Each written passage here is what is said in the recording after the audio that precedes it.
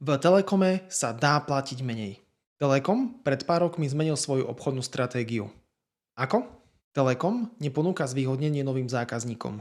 Či už ide o nové číslo alebo prenos čísla, tak dostanete štandardné podmienky. Lepšie podmienky už nemôžu očakávať ani verní zákazníci. Môžete byť pritom v Telekome kľudne od čias Eurotelu a mať dnes úplne bežné podmienky.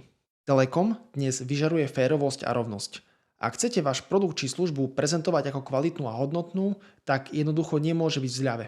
Avšak aj dnes, ak vám Telekom pracovníci hovoria, že máte nárok len na obyčajné podmienky, tak to pravdepodobne nie je pravda. Nielen paušál, ale aj pevný internet, televíziu či pevnú linku viete získať výhodnejšie.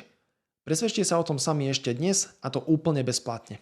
Vypíšte kontaktný formulár na stránke operatori.sk a my vám do 3 dní vypracujeme neodmietateľnú odbojovú ponuku.